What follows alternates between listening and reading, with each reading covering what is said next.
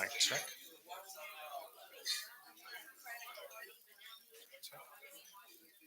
Check, check.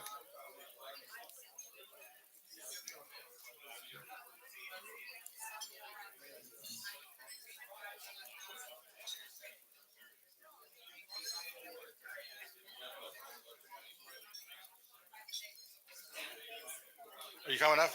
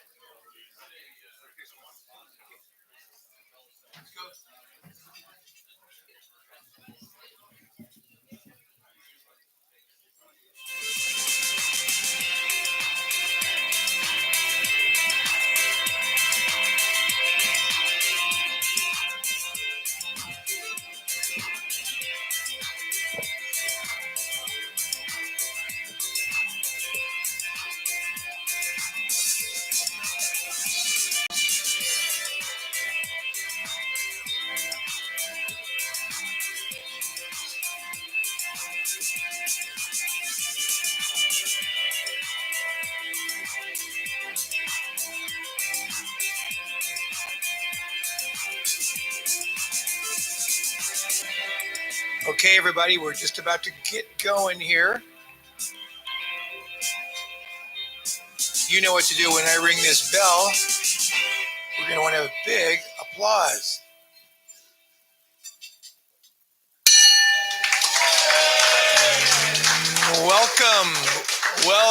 Welcome to another of our Wednesday yachting luncheons, live from the St. Francis Yacht Club. Hello to our friends around the world that are watching the Facebook live stream. And I'm telling you, I don't think it could be a prettier day outside of these windows, for goodness sakes. It's incredibly beautiful time. To give us another welcome, an official welcome, we're in the company of our Vice Commodore, our great sailor himself. Come on up, Bill Dana.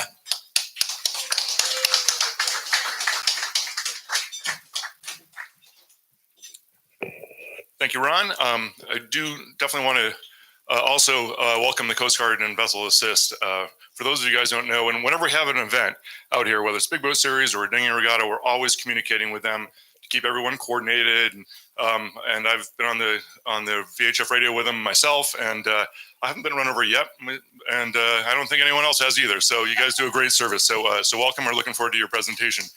On the thank you.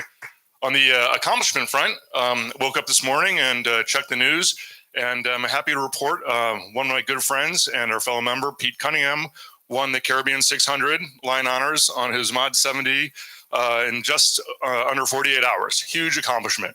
So big applause for the crew of Power Play and Pete Cunningham. And by the way, I think he's 77 or 78 years old, out there ripping around the Caribbean on a 70-foot trimaran. So God bless him for that. So, all right. Turn it back over to you, Ron. Thank you, Billy. Thanks, bud. We still here on this? Yes. Nextly, we want to introduce a good colleague and a partner. The president of the Navy League is here. Say hello to Angus Blackwood. Angus, take a bow. Thank you. We're very happy for the speakers the Navy League is sending us, and will continue to send us. So that's terrific. Also, how many people went to the Stag Cruise this last year? Okay. If you went to Stag Cruise, you saw an amazing colors. We have not seen, I don't know what that sound is. We've not seen colors like this ever before. Many times on Saturday when we'll have colors, we'll have good, thoughtful military folks bring a flag down from the flagpole. That's terrific. But in this particular case, instead of coming down the flagpole, we had a different kind of a process. And the organizer of that process, a veteran himself of more than 100 combat missions in Iraq and Afghanistan, 3 tours of Iraq and Afghanistan, is also here with us. Mikhail Venikov, stand up and take a bow, please. Mikhail Venikov.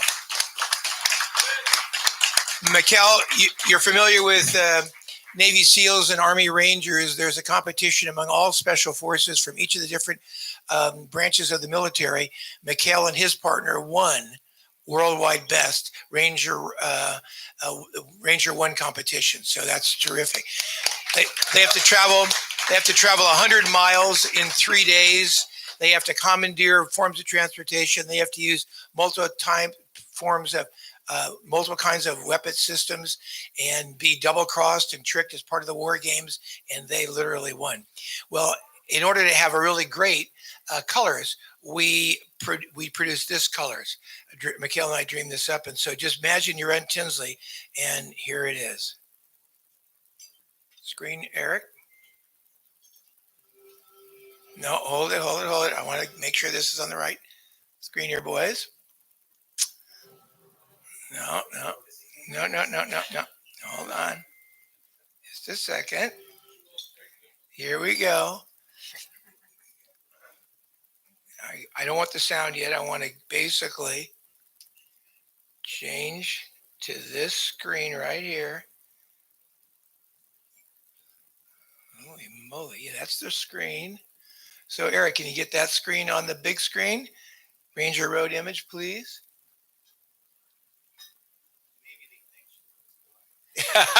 Yes, the Navy League thanks you for this great delay.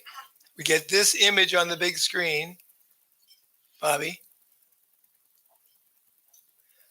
Hold on here. You're going to like this.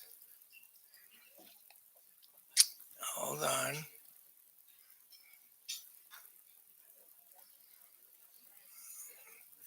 I know what to do here. Is that?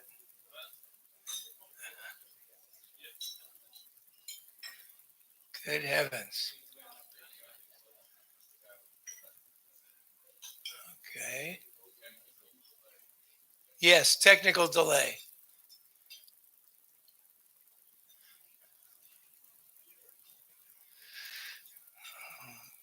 Can close this.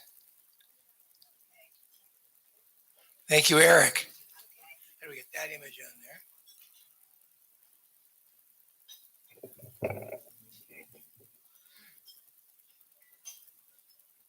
Close that off.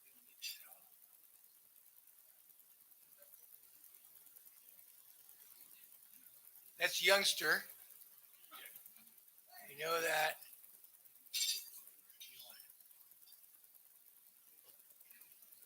What do we got for now? The images up here. That's that one there.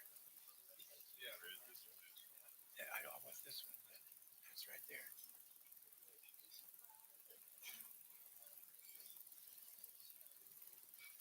Good heavens. I know it's going to close PowerPoint here. Close PowerPoint.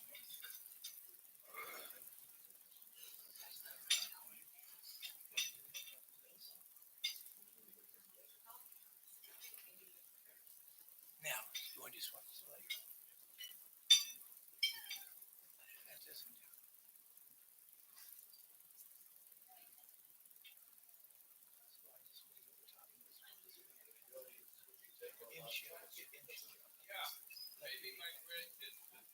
Yes, they probably could.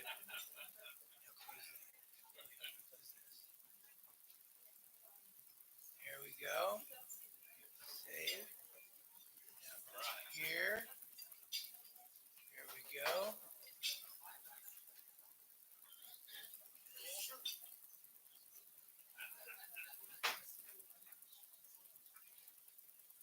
Okay. We have sound, Eric.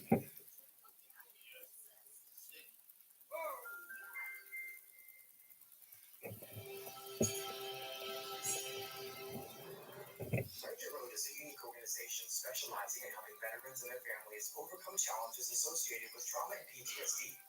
Along the way, they've had the opportunity to work with multiple organizations with the same mission set of making the world a better place for their community. On September 23rd, 2019, Ranger Road took to the sky in a special salute and thank you to the St. Francis Yacht Club for their continued support of the veteran community through the efforts of Ranger Road.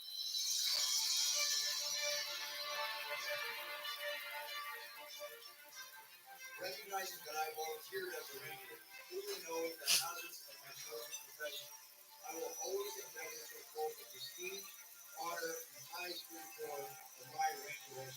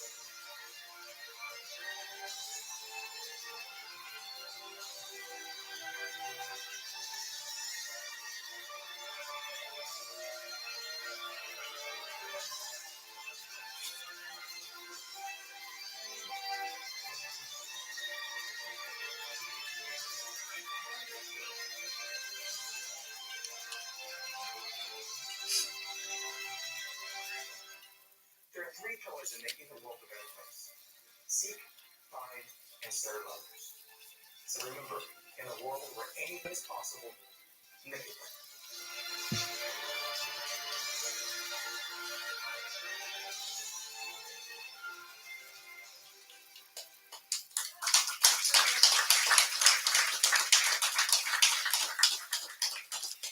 Thanks, Mikkel, and all the guys at Ranger Road made our stag cruise all the more fun.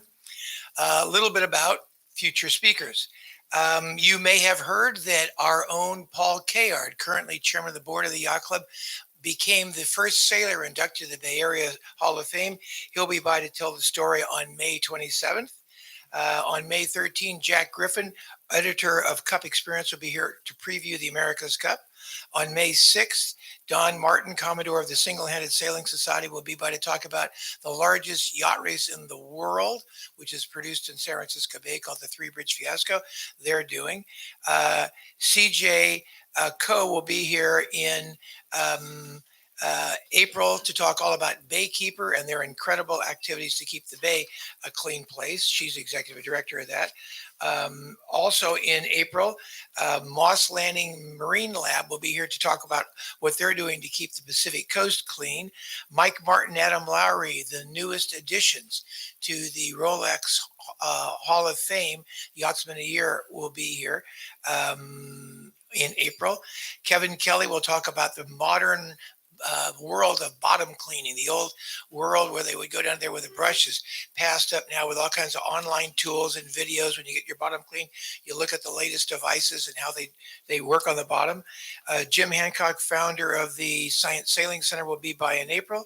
Chuck Adams, one-time owner of the Pittsburgh Penguins, will be here about his book about the making of the Golden Gate Bridge.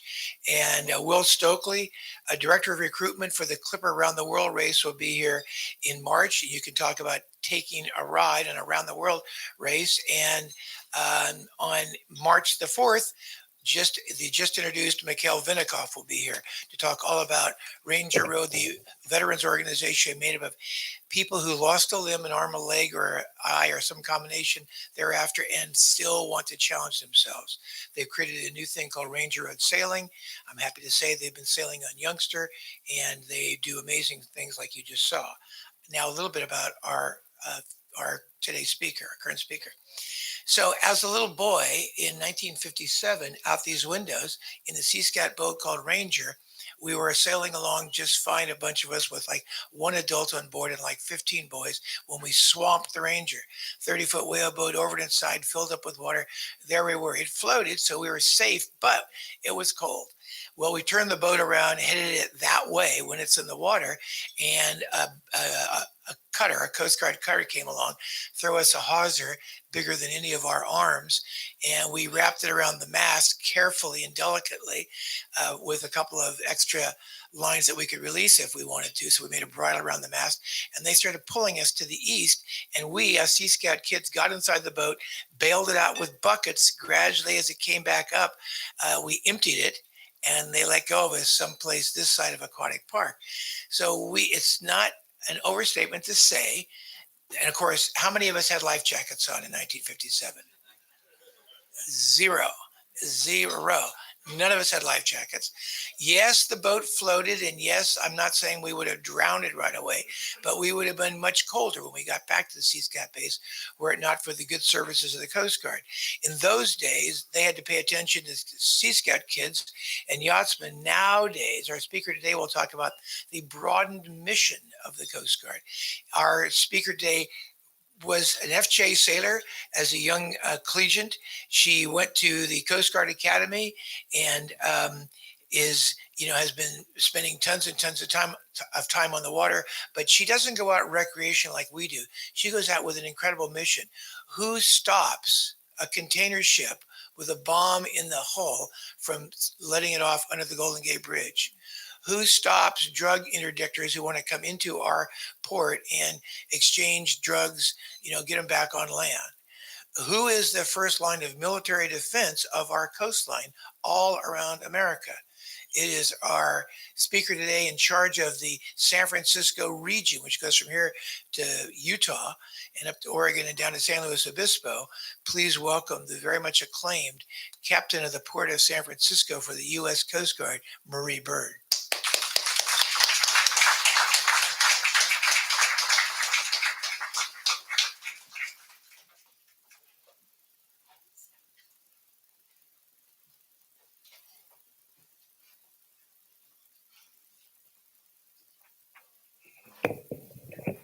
Hi, good afternoon, and thank you so much, Ron, for that very kind introduction. And thank you to the St. Francis Yacht Club for having me today and inviting me to be here to speak, and for all of you here being present to learn about your United States Coast Guard at Sector San Francisco.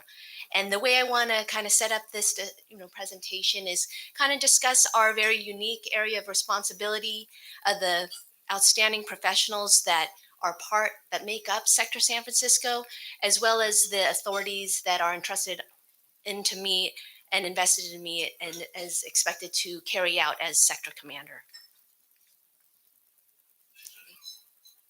Oh, okay. Oh, so the audience can't see the slides. Yeah, they will. Oh, okay. I just don't know because it's easier for me to refer to a graphic. So as if I'm describing our area of responsibility. Okay, Perfect. great. And then are we able to make the screen where get to see the whole thing? I mean, so for our area of responsibility extends 200 nautical miles seaward and then goes as far inland to cover lakes and rivers into Nevada, Utah, and Wyoming. We're responsible for 585 miles of coastline, California coastline, and it begins same northern border as Sonoma's northern Sonoma County's northern border, which is in the vicinity of Gualala Point, and then extends 585 miles to the south to the same southern border as Monterey County, and that's in the vicinity of Salmon Creek Falls.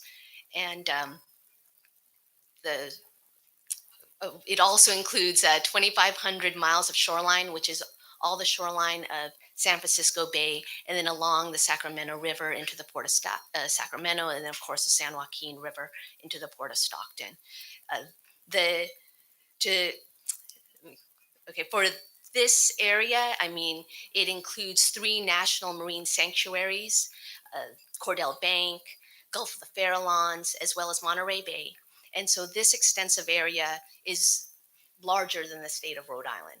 And so to cover all of this, I mean, I have the privilege to lead over 800 active duty Coast Guardsmen and Coast Guards women, reservists, and civilians, and then as well as over 1,500 auxiliaries or volunteers that work towards helping us achieve Coast Guard missions and responsibilities. Okay. So I don't, hopefully the way would fix where, we'll be able to get to see the whole screen, or I'll do my best to kind of get to a bit of it. Or you know what? I think if I do it this way, go there, that'll work. Okay. All right, so for this area of responsibility, so I think that'll catch it. For this area of responsibility, so Coast Guard Sector San Francisco is located at Yerba Buena Island, and that's where the command center is, and that's also where our vessel traffic service is. And so for our vessel traffic service, that's where vessels greater than 300 gross tons check into the traffic system and receive information to aid with safe navigation. And then also at Yerba Buena Island is 2 of our 4 87-foot patrol boats, the Pike and the Tern, as well as one of our 7 stations, Station San Francisco, and then as well as Aids to Navigation Team San Francisco. And Aids to Navigation Team San Francisco is responsible for maintaining over 1,000 aids, the buoys, fixed aids, including the lighthouses. For Sector San Francisco, we have 13 subunits. So there are 7 stations, 4 patrol boats, the ACE navigation team, and also a marine safety detachment in Humboldt Bay. And I'll explain Humboldt Bay's relationship to Sector San Francisco. And then if this gives a perspective, there's only 13 small boat stations in the state of California, and over half of them, 7 of them, fall under Sector San Francisco. And then the rest of our stations are throughout our AOR, from Station Bodega Bay, Golden Gate, Monterey, Vallejo, Rio Vista, and Lake Tahoe. And then our other 2 patrol boats are, one, the Sockeye at Bodega Bay, and the 4th one, the Hawksbill at Monterey. And so for each of the small boat stations, there's a complement of small boats that are commensurate with the type of sea state that they'll encounter. And then specifically for Station Bodega Bay, Station Golden Gate, and Station Monterey, they have our 47-foot motor lifeboats. And those are our self-righting boats, and they're meant to withstand to operate in winds of up to 50 knots, seas up to 30 feet, and surf up to 20 feet. Okay. We have 2 air stations that help us execute our missions. So we receive helicopter support from Air Station San Francisco, which is located at San Francisco International Airport, and they provide support via the H-65 Dolphins. And then Air Station Sacramento provide our fixed wing support via the C-27J Spartans. Okay, so I know that you all know because you're sailing on the bay, but you understand that San Francisco Bay, I mean, this is just a snapshot, not including, Tahoe and Monterey and Bodega Bay, but our operational tempo here is extremely high. We're the lead federal agency for safety, security, and stewardship in the maritime environment. Many people depend on the marine transportation system for commerce, for commuting, for national defense, and for recreation. This slide identifies the 7 major ports, 5 refineries, a military outload facility, and a sample of the 14 ferry terminals that all rely on the use of the marine transportation system in the San Francisco Bay.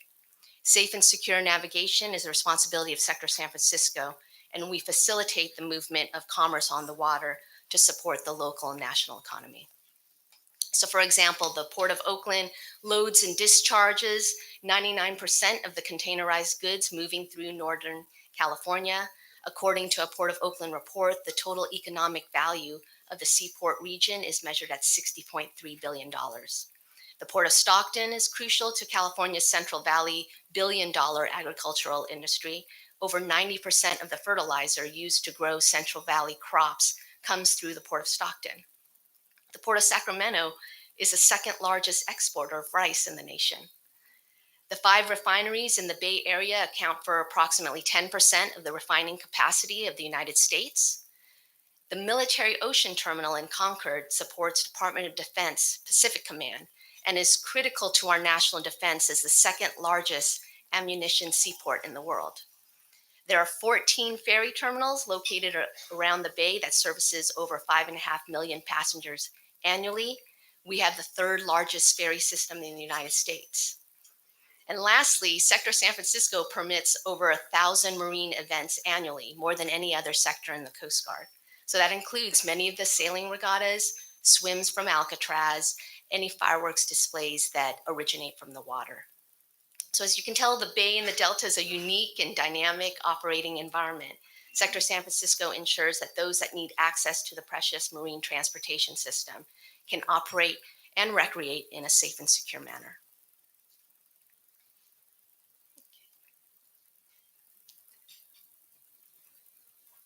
So this is a snapshot from our vessel traffic system that shows all automatic identification system registered vessel traffic in and out of San Francisco Bay in a single day. On average, every day there's approximately 420 AIS registered vessel movements. AIS is required for vessels 1,600 gross tons or more. So for 420, every single time a ferry leaves from one terminal to the next, they check in with our vessel traffic service. And so including the ferry movements, the deep draft vessel movements, and then any of the sightseeing vessels, such as the transportation to and from Alcatraz Island.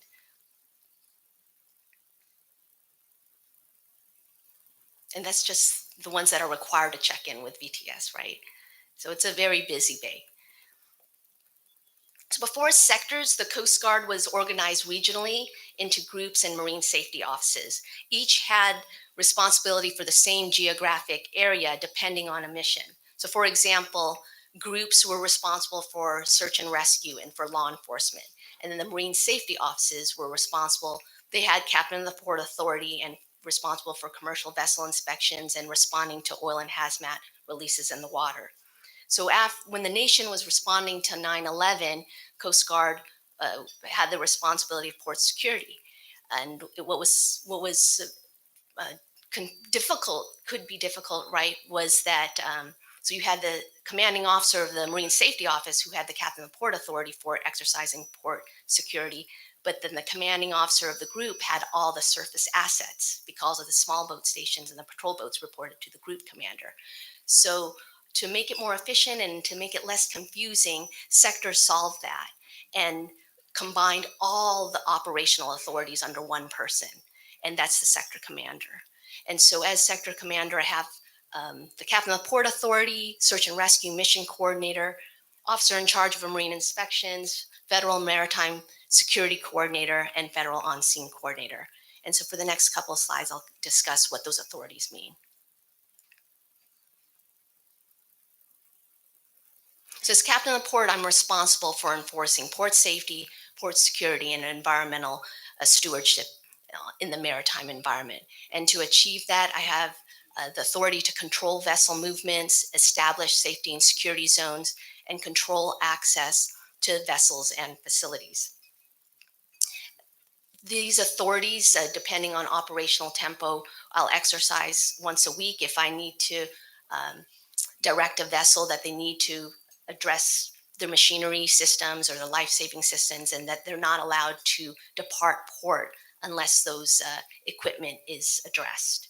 Another example of captain of port authority is to ensure that large events on the water, such as Sail GP or Fleet Week, are enforced via safety and security zones that all of the public understands what is expected and the operating environment during those large events. And then, given the most recent news with regards to if there were a vessel that wished to call on to port but had a report of a suspected case of a coronavirus on board, they're required to report that to the captain of the port. And under my authority, there are certain courses of actions that I can direct to ensure for the safety of the port. And so, for example, if the choice is to have the vessel stay off port for a certain amount of time, or that they would be allowed into port, but they wouldn't be able to disembark any passengers until CDC has gone through their medical screening and protocols. Okay, and we work in conjunction with our federal partners to exercise that. So I'm also responsible for all search and rescue in the maritime environment, and this this area of responsibility is the one that we discussed previously, north to Gualala Point, south to Salmon Creek Falls, and we run. Well, I'll go to the next slide. But I mean, when we receive a report of a search and rescue case, uh, what will happen is we'll receive those notifications via our command center at Yerba Buena Island. The command center will evaluate the report and dispatch our stations, our patrol boats, air assets, and then determine the search area and search pattern and coordinate with our state and local partners. And as you know, the weather here is very unpredictable. The water is cold, there's fog, there's tides, there's cross currents. Time is not on our side if there's a report of a person in the water. So all resources come to bear with regards to Coast Guard is deploying, as well as our state and local Marine, our partners that have Marine units to bear.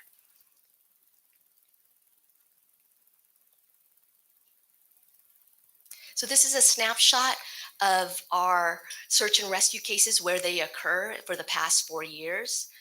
We run more search and rescue cases than any other sector in the Coast Guard because, I mean, it's not just the Bay and the Delta, but of course, Monterey Bay and Lake Tahoe. So in 2019, we ran 1,120 cases, and that averages to about 3 a day.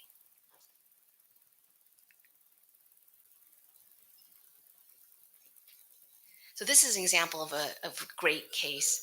December of 18 last year, our command center received a report from the fishing vessel Mandy Jane at approximately 4:45 in the afternoon. And the captain reports that the vessel is taking on water with 5 persons on board.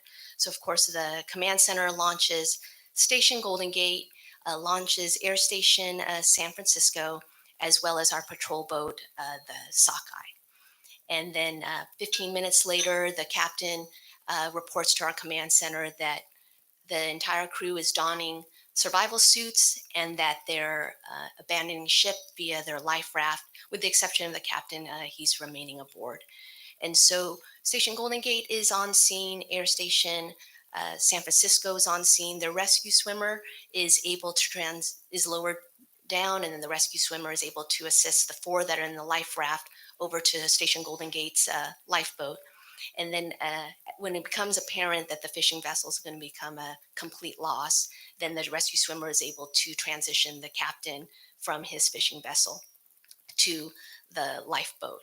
And so all 5 lives were saved, but it's very important to note that that fishing vessel crew gave themselves every opportunity to survive in a worst case scenario.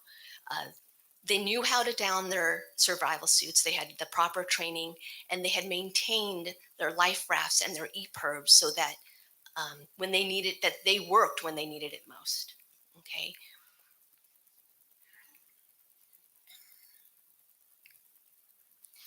As officer in charge of marine inspections, so this area of responsibility actually extends all the way up to the California-Oregon border, and so do the remaining 3. And then I forgot to mention Captain Port also extends to the California-Oregon border.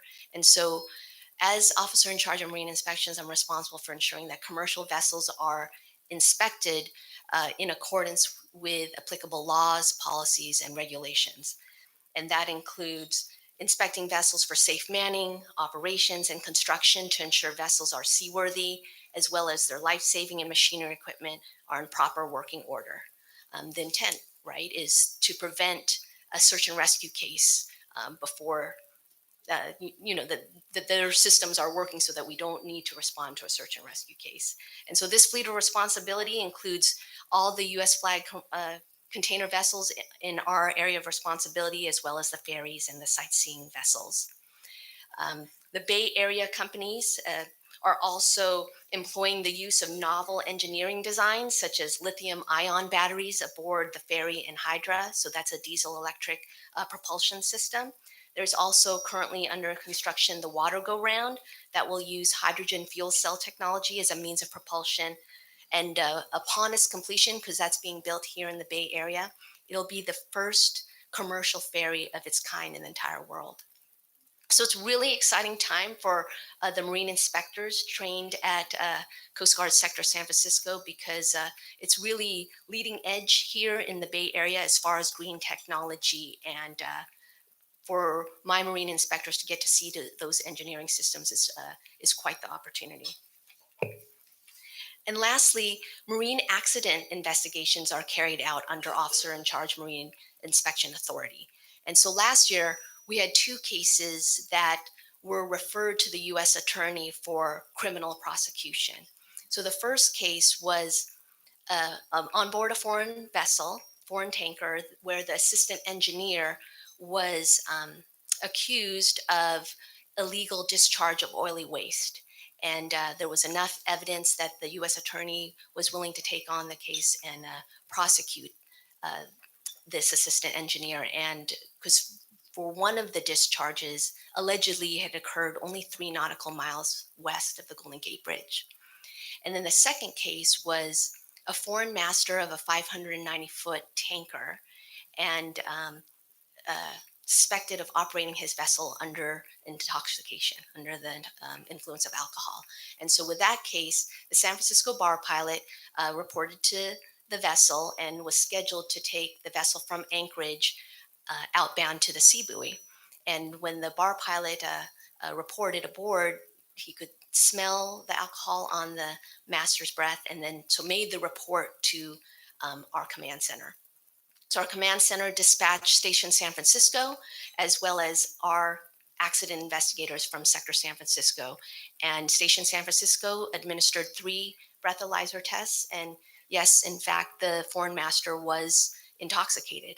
And so we transferred the case to the U.S. Attorney, and the master, upon his court hearing, did plead guilty to operating that 590-foot foreign tanker under the influence of alcohol. Mm-hmm. So after 9/11, Captain of the Ports were designated as the Federal Maritime Security Coordinator for their Captain of the Port Zone, responsible for leading the Area Maritime Security Committee to develop and exercise an Area Maritime Security Plan.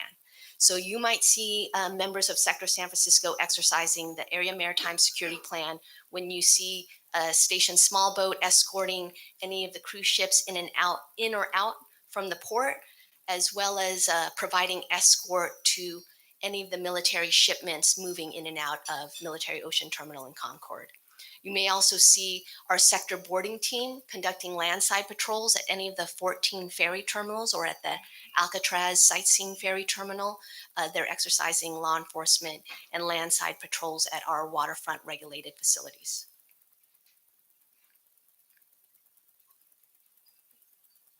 Okay, and lastly, as Federal On-Scene Coordinator, I direct federal removal efforts at the scene of an oil discharge or hazardous substance release in the maritime environment. We work very closely with California Department of Fish and Wildlife's Office of Spill Prevention and Response and other port partners to develop and execute response in accordance with the Area Contingency Plan. So for example, this is a fishing vessel that ran aground, the bottom right picture, that ran aground in Santa Cruz.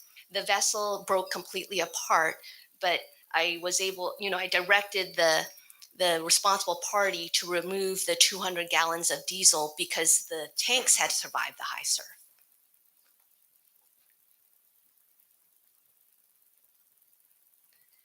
So Sector San Francisco, we are able to meet these extensive missions and responsibilities with complete collaboration and partnership with our federal agencies, state, and local. So we enjoy this very positive and healthy interagency collaboration here in Northern California. And so we achieve that through the Harbor Safety Committee, who are focused on safe navigation in the port. Our area committee, previously discussed with regards to oil and hazmat spill response, Area Maritime Security Committee. Those first three committees are open to the public, and you'll see that through on the internet as far as when those are publicly open. And then we also rely heavily, as we discussed, as far as search and rescue in these cold waters, on the fire department, the local fire departments with their marine units. And then for Neptune Coalition and carrying out security and law enforcement on the water is the police department and their marine units.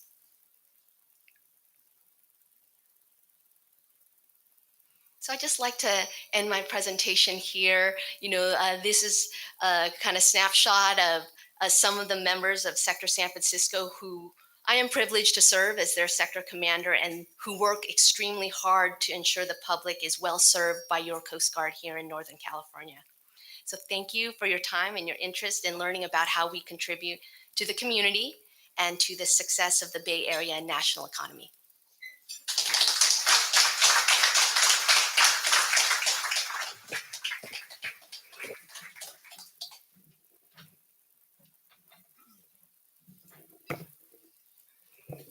Welcome again to the Wednesday Yachting Luncheon, live from St. Francis Yacht Club. We have as our guest today a Sector Commander, San Francisco Bay Area, Marie Bird. Marie, holy cow, what a big territory from Oregon to San Luis Obispo and east to Utah. Who do you report to? Okay, so my supervisor is Admiral Gautier, for those who might have seen him in the community or out and about through Fleet Week. So if you're familiar with the Coast Guard in the Bay Area, most are familiar with Coast Guard Island in Alameda, and that's where the two-star admiral for District 11, which is Admiral Gautier, and he's responsible for all Coast Guard operations in the state of California.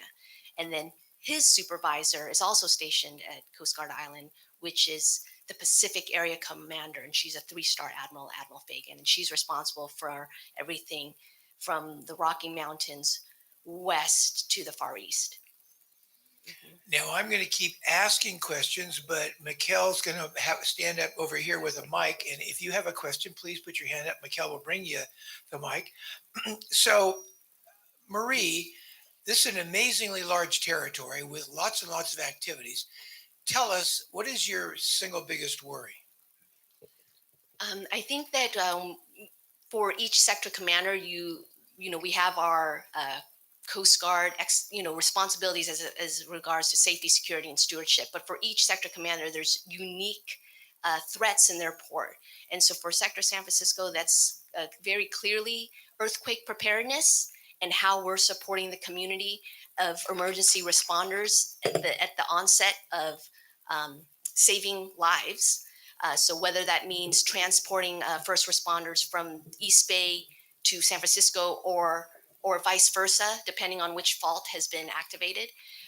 And then as far as ensuring now after the initial response of safety, the saving lives, is ensuring the marine transportation system is recovered, port recovery efforts, so that we can get emergency supplies in via maritime. So earthquake preparedness. And then the second one is absolutely our ferry system here. So there's 14 ferry terminals between the 10 from Weta and the 4 from Golden Gate Ferries, and just ensuring the safety of those passengers as with all that movement. So if I see a question, put your hand up. You can ask a question. Aha! Angus Blackwood, president of the Navy League, right off the bat. Yes, Angus. Captain Bird, thanks for coming out today, and thanks for your life of public service. Can you discuss it's above your pay grade at this point, but the fiscal position of the Coast Guard, in particular the ice cutters that you've needed for a long time, some of the pilfering of Coast Guard funds by other parts of the federal government, and the impact of the government shutdown on Coast Guard personnel. Good question, Angus. We'd expect a question from the president of the Navy League. Right. That's 3 questions. Yes. Yes. So the first one, I think that it's been outstanding with regards to, our, for the congressional budget to the United States Coast Guard with regards to the recapitalization of our cutter fleet. So our icebreakers, the Arctic is in that space is the United States, but then also China has their icebreakers as well as Russia, and so for the United States to only have one where we need to establish presence is just not enough. And so the fact that Congress has committed, I believe we have one and a second one that's been fully funded or to that progress is absolutely a step in the right direction, but not just only the icebreakers, but all of the cutters that you're not going, they wouldn't be at Yerba Buena Island, they'll be at Coast Guard Island. Our high endurance cutters and our offshore patrol cutters, all of those need to be recapitalized. And so we appreciate that support. I'm going to defer on the second one as far as like where, if that money is being re-racked from another agency to the next. I just do appreciate the support that is being addressed with regards to recapitalization for Coast Guard cutters. And then the third one with regards to government shutdown, that was a very difficult situation as we were the only, I think a lot of people don't realize the Coast Guard is an armed service, and one of the 5 armed services is confusing because we're not in Department of Defense. And that was by design because we have posse comitatus authority and you can't be in DOD in order to exercise that. But so we were the only armed service that was affected. And I'll just say that as far as for the community, wow. I mean, I know St. Francis Yacht Club opened their doors for my affected team, and each of the stations from Golden Gate, Monterey, Bodega Bay, Tahoe, communities opened their doors, and it was in a very difficult time for my most junior of members, non-rates, seamen where and firemen where this is a very expensive place to live. So just to put gas in your car to get to work, right, is it was just difficult. So we appreciate the support from the community. Yes, Walter Crump has a question. Walter. Yeah, thank you for coming to speak to us. I appreciate it. In Richardson Bay, there are a lot of groups called anchor outs. You probably have heard them referred to as that. There are probably 350 or more. Are you doing anything and most of them are unregistered, etc. Their boats are in bad shape, and there's a lot of drug selling going on some of them. And I just wondered, are you doing anything to reduce the number of people out there that we can get off the water and off to some other place? Thank you. Right. So, I mean, with regards to Richardson Bay, right, if there is any situation where our law enforcement authorities, and we have exercised those with regards to if when our station is conducted their law enforcement boardings with regards to use of drugs or boating under intoxication or influence of drugs. So we have carried out those authorities. If they become a pollution threat, also exercising the authorities of federal on-scene coordinator. But when it becomes an abandoned or derelict vessel situation, which is I don't have authorities with under those circumstances, then it's working with the Army Corps of Engineers, where if they become a hazard to navigation, then the Army Corps is able to ensure that that they're able to dispose of it. But where we have authority to save lives, when there's high wind events that when the wind turns and they're actually pushed outside of Richardson Bay, is a very busy day for Station Golden Gate, Station San Francisco, our sector's command center. Walter has mentioned that he's had a few people drown in the Sauce Richardson Bay area. And I mean, I think that anytime we have any effect of, do those reports come into a command center that there's a person in the water? Because I know that for, um, mhm, right. I mean, sir, as we know, if we're, mhm, yes, sir, we run. Not every case is a successful case, and we along with our um, partners in our search and rescue councils work to effect a rescue every time, every single time. I see Gordon Daniels has a question, and then Mikkel, Bill has a question in the back of the room too. There's some other ones back there. Okay, Gordon. Hi, I really appreciate your talk. And I wanted to recommend a movie that shows what the Coast Guard does. It's Finest Hours.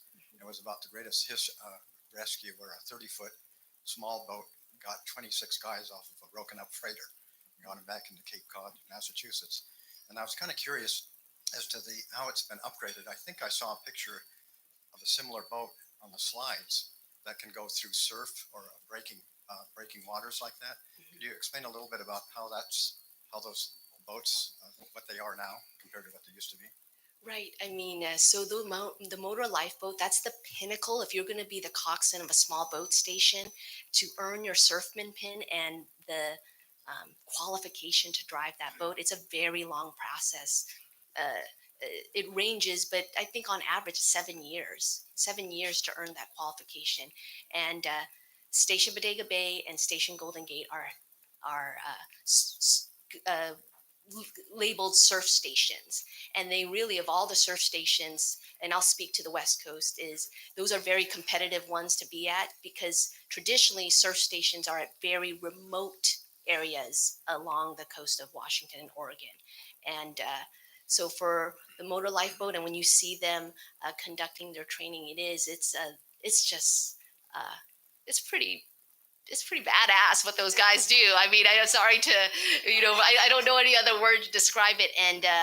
And the National Motor Lifeboat School is right here on the West Coast at Cape Disappointment. Our officer in charge at Station Bodega Bay was an instructor at the Motor Lifeboat School. It's very impressive. And we were very lucky. There was a photographer who happened to catch Station Golden Gate doing surf training, and those pictures went viral, and it ran on USA Today. Yeah, Bill Haberset has a question. Bill. Yeah, thank you for your very interesting talk. I had two questions.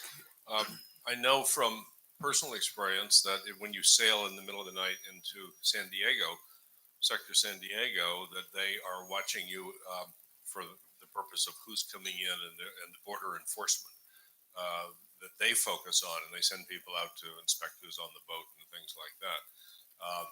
To what extent does the border enforcement or ICE enforcement, does that fall into your jurisdiction? And is that this far north, does that take up much of your operations up here?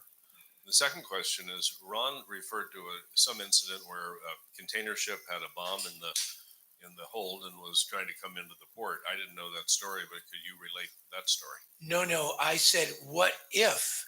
Who's in charge? Who would save us if? Who's preventing it? They've clearly done a good enough job so that it's a what if question.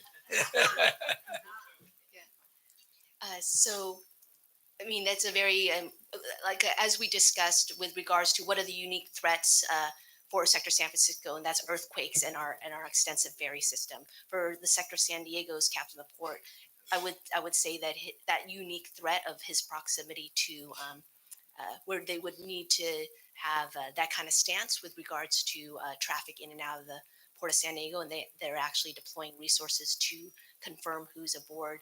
I would say would be unique to Sector San Diego. But with regards to our interagency work with CBP and our federal partners, so Yorba Buena Island is an interagency operations center. We do have a member of CBP from the Marine Operations side who works and is a liaison at our sector, and it's a very valuable partnership when we can depend on each other, and there's nothing like when you're seeing that person every day. Question from Lynn Monroe. Lynn. You may have mentioned this, but how many miles out is your jurisdiction from the coast? Yes, ma'am. So it extends 200 nautical miles seaward. Okay, great. And the other thing on those ships, are they allowed to discharge any kind of sewage or bilge pump thing out in the ocean? Yes, they are. That's too bad. Okay, thank you. It's been wonderful hearing you. Okay, yes, ma'am. Thank you. Next question from Beth Dietley. Thank you, Beth. What is your responsibility for all the tankers that come in terms of them sitting out there and coming in the other ships that offload goods and materials? Yes, ma'am. So annually, the Coast Guard has to inspect any vessel that that is within the Port State Control Program, or if it's a U.S. flag vessel, they will receive a certificate of inspection. So we're going on board at least annually to confirm that their machinery systems work, they're life saving, any of their cargo operations. Because again, we don't want there to be an accident right in the middle of the channel and then that shuts down the channel. We don't want to have them spill oil in our waters, and so those annual inspections for a foreign vessel within the entire port state control system, because they're also receiving the same annual inspections from other port state control authorities if they're calling on into China or into France or etc. So, Marie, when I was a boy, we didn't wear life jackets, and we also didn't have anything imaginable like the little cool EPIRBs we have now. What's the path by which an EPIRB signal, if it goes off, let's say by the Farallones, what's the path by which it gets to you guys? Where's the EPIRB signal go, and how long does it take? Right. So we'll either, depending on how far that EPIRB signal is going, it'll traditionally come into the district command center at Coast Guard Island, and then because their resources, like we have to ask permission from district to launch Air Station Sacramento, but district has that's a district asset, and then they'll launch on Air Station Sacramento. Or if the district command center wants to pass it to sector's command center for lead prosecution, then we will take it over. So a dozen years or so, a boat that many of us know, and I actually spent 10,000 ocean racing miles on, called Low Speed Chase, in the presence of a skipper, paid skipper, was lost at the Farallones. And young friends of ours passed away, 5 of them. And having been on the boat as recently as like 3 years before the accident, I knew the boat was pretty together boat. How long should it have taken for a helicopter to get from dispatch to the Farallones if you chose to use that method? How long does it take to get a chopper out there? Is this a 10-minute operation? Is this an hour? How long does it take for you guys to get muster one out there? Right. I mean, so now I would just be because the technicals of it, but I mean, I'm thinking out to the Gulf of Farallones from Air Station San Francisco, upon notification to the command center, launching Air Station. I mean, would it take 40 minutes for the crew, depending on the time of night, time of day? Right. Okay. Daytime to get there, to launch and be on scene. I mean, I'm because I'm guessing here, and I would think 40 minutes, and but I can confirm with the commanding officer of the Air So Station. those of us who've been, I say, in the ocean, it's nice for you to know. You can't expect, it's like not calling an Uber or anything like that. They've got to muster, they've got to decide they want to send a helicopter, because many people said after that particular accident, gee, a copter should have gotten here in 10 minutes. But you don't send choppers just out like that. You have to basically go through, what's the process? Had you heard about the accident, and none of them had EPIRBs on? Had you heard about the accident from another boat? How long would it have taken you to decide to dispatch a rescue vehicle? Right. So it takes time, first of all, for the helicopter crew to get up and going, and for their equipment. How long? I mean, I think it's within 30 minutes that is our standard policy. And then to get out to the Farallones, remind me again how many miles 30. that would be. So it's, I think that the most important thing to take from this is we're first responders. This is our job. There's no dilly dallying. If there's a person in the water or there's folks in distress, I mean, this is why people join the Coast Guard. So, but there is that time, speed, distance, reality that no matter how quickly and how fast we want to get there, I mean, a lot of it, as I was describing with regards to that fishing vessel case, is there are certain risks that people are taking when they're enjoying this kind of activity, and so it's a shared responsibility. But trust me when I say, I mean that this is why our people join this service, and there's any delay is not anything that they're purposefully trying to do. They're getting out there as quickly as possible.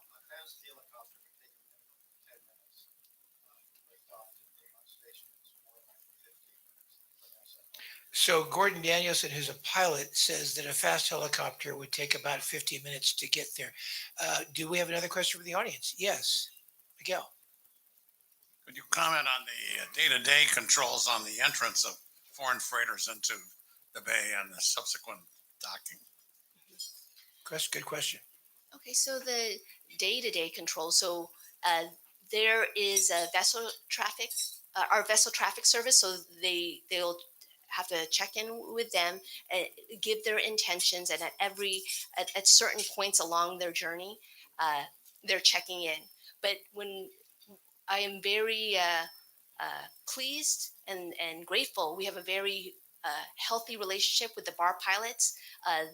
Our VTS was the very first VTS established in the U.S. and BTS, explain. our vessel traffic service, and established in 1972. And our VTS watchstanders and the San Francisco bar pilots are very tight. And they'll know who our watchstanders are. And if we have a new one, they're always giving us feedback, and in a positive way, because we all want the same thing, and safety, security, and stewardship in the maritime environment. And so, and then a local state regulation after COSCO Busan was that every oil tanker or chemical tanker will have a tug escort, and so you'll see that as well. So if we were to take the pie of all the service you perform and say pie-shaped slices, how much of your energy goes to recreational boating, fishing, all of the commercial, and criminal? What of your responsibility? Which is the biggest area of responsibility or activity? Where do you spend the most of your activity? Recreational, fishing, commercial, or criminal? And if anything else that I missed it. And did you want to add search and rescue? Search and rescue. Yeah. Call that. Okay. Search and rescue. Thank you. Yeah. I mean, I think it's really operational dependent, but I would say on average, we run the most search and rescue cases out of any sector in the Coast Guard. And so, I mean, that's got to be 30% of your responsibility, 30% of your activity? Is it 2% of your activity? No, I would almost say it's of the four choices, it's 50%. Right, so it's maybe 40 to 50%, or is it 40% on search and rescue, and then the other 60% between those three pieces: 20% recreational, 20% fisheries, 20% criminal. But it's in this area of responsibility, and then of course including Tahoe, Monterey, and Bodega Bay, people want to be out on the water, and then there's also that false sense of security that, oh well, I'm not out in the ocean, I'm just in the bay. And then people don't realize how quickly the temperature changes from the day to the evening. 4th of July, there's a lot of folks that come in inland that want to enjoy the fireworks on the water, but then don't come prepared for that. They're out all day and it's hot, but then at night, it's cold, and then when you add, alcohol to that, it's just a dangerous combination. We have another question from the audience. I thank you for the very intriguing and informative presentation. You've made my Wednesday. Thank you. Question I had is around like youth engagement and awareness, and I'm actually with Ron. He's one of our trustees. We advocate for the Maritime National Parks. We try to engage the broader community, and I'm just really curious. What opportunities are there for like youth and folks to engage with the Coast Guard and learn about the careers and different options, or if that's even if it's already going, or if there's plans to do that? I'm just curious to hear what you're doing in that area. Yeah. Cool idea. Yeah, no, thank you for the kind remarks, and thanks for the question. Because when you mentioned Sea Scouts, and that's still a very strong organization, and so the Sea Scouts, there's certain chapters that meet at Yerba Buena Island, and so I know that they're exposed to Coast Guard just because they see it as part of their routine, and then but every year we hold a Sea Scouts annual. Almost like a safety stand down. And it was really great where last summer, the one of the Sea Scouts boats, we had, there was a report of a person in the water, and we had Station Golden Gate out looking and helicopter out looking, but it was the Sea Scout, Good Sam, that found the person in the water. And it was, that the Sea Scouts, we gave them a public service award, that the four on that crew, just because that's just an amazing thing. And so we're very active in our community. We do partnership and education, where members of our team will go out to the community and, read with folks at school. They'll see my team in their uniform, then they'll generally want to ask questions. Girls on the Run come to Sector San Francisco, and we'll show them our missions, have them visit our patrol boats, go see our command center and vessel traffic service. We're, the vitality of our organization requires that. And for opportunities like this, where our community knows, and they're talking to their nieces and nephews and grandchildren, and we appreciate that. And I want to remind our members and Marie that on Monday Night Football nights, when us members cook dinner for each other, Coast Guard members are always invited to be hosted by the St. Francis Yacht Club in this room. So please remind them that they're always welcome to come, and we'll ask them to take a smile and wave a hand, but on us to come and have dinner with us on Monday nights during Monday Night Football. Bruce Monroe has a question. Yes, this is two questions from the Moreau family. Thank you, Captain Bird. Very interesting. Those of us who are active sailors, we really do appreciate knowing that the Coast Guard's out there if we need it. But one area that you have not mentioned that as small boaters we're very aware of, and that is the maintenance and establishment of navigational aids around the bay and out in the ocean. Would you care to comment on the Coast Guard's responsibility for maintaining navigational aids? Yes. No, so because with 13 subunits, and it's hard because 30 minutes goes by very fast when you're talking about Sector San Francisco. So when I was kind of discussing, what's co-located at Yerba Buena Island, that's where the ACE navigation team is. And so they're responsible for about 1,000 aids in our area of responsibility. Of course, the buoys, but the fixed aids. But what's really the interesting part is it also includes the lighthouses, right? And so a lot of people don't realize, what was the first lighthouse on the West Coast? Alcatraz? So it was Alcatraz. It was supposed to be the Farallones, but then when the lens got shipped from France, it was too large.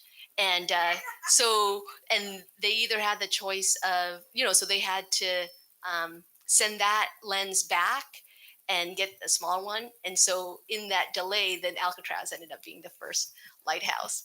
But so the team that do aids to navigation traditionally tend to stay in that career path. Not always, but it's a very specific qualification set. And so they're the ones that, instead of doing the small boat station with the traditional search and rescue and law enforcement, that's their role. That's what they devote their career qualifications to. And they have a really, just gorgeous area of responsibility. Point Sur Lighthouse, Point Bonita, Alcatraz. It's the interesting one over at Mile Rock. Like Mile Rock, that it was difficult to extract our ACE navigation team once the fog rolled in, because they can only get there via the helicopter, because it's a great mission. When and where was the Coast Guard founded? So if you've watched Hamilton, so the father of the Coast Guard Revenue Cutter Service, so 1792, August 4th, and started with a few sentinel cutters to enforce for customs and revenue and taxes. And so longest uninterrupted seagoing service. Wonderful. Yes. Follow-up question, Bruce. Yeah, just to follow up on the aids to navigation, the lighthouses, one of the most famous and near and dear to our heart is the lighthouse that used to be on Southampton Shoal and now sits on our island, Tinsley Island, up in the Delta. Thank you to the Coast Guard for selling that to us 60 or 70 years ago. For $1. For $1. So Walter is mentioning there's a great photo of Southampton Shoal Lighthouse, which is right outside the entrance to our grill room here. Please join me in welcoming and saying thank you to our Wednesday Yachting Luncheon speaker, the commander of San Francisco sector of the U.S. Coast Guard, Captain Marie Byrd. Thank you so much, Marie, for joining us. Thank you. And with that, the luncheon is adjourned.